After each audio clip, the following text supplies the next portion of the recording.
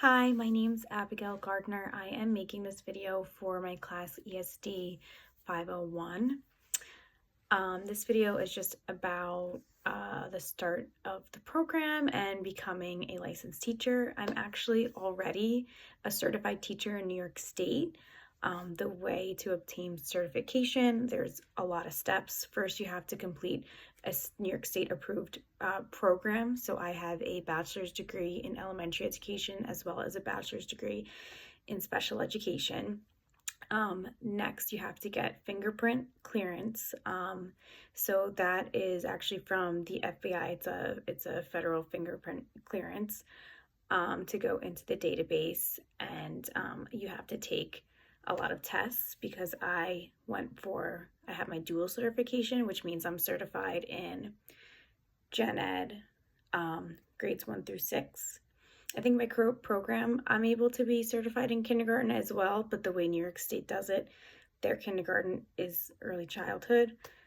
So I am certified in grades 1 through 6, and I am certified in my special ed, and that is kindergarten through 12th grade. So there's a bunch of exams that you have to take through New York State. The first exam is the EAS, the Educating All Students exam. The next exam is the Students with Disabilities for grades 1 through 6. You also need to take a content specialty test for students with disabilities. That's a separate exam than the Students with Disabilities 1 through 6. You also need to take a childhood education exam for grades 1 through 6 and a content specialty test, multi-subject, for teachers of childhood, which is grade 1 through 6. I also took a content specialty test for grades 7 through 12 because I am certified in special ed for K through 12 all grades. So I had to take a bunch of different exams for that. You also have to take workshops. The first workshop that is required for all teachers is a Dignity for All Students Act, the DASA workshop. It's about 6 hours.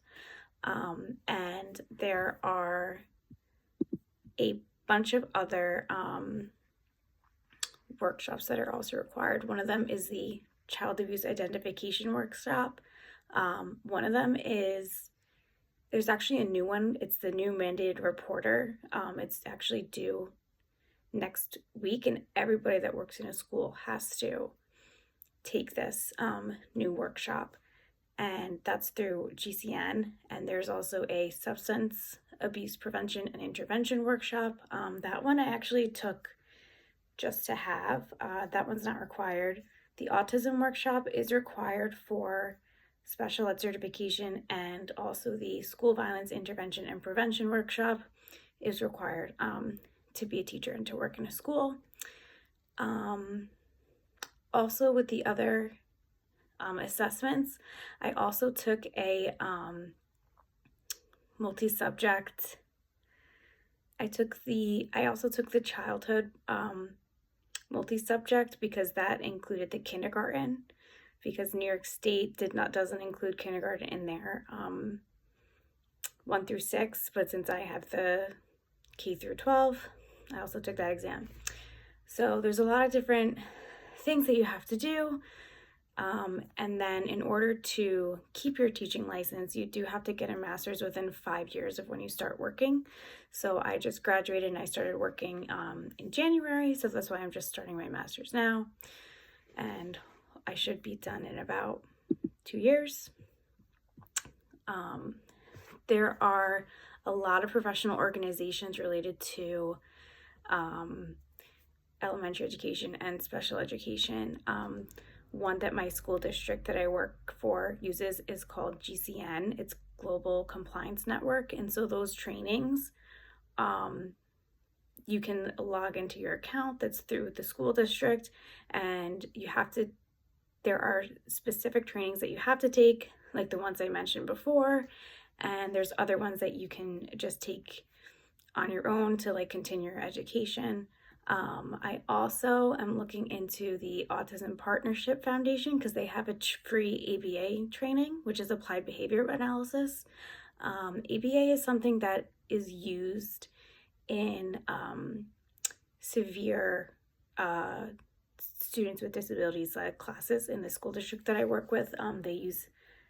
They do discrete trials, and it's ABA trials in their classrooms. So that is something that I'm looking to get certified in and to learn about.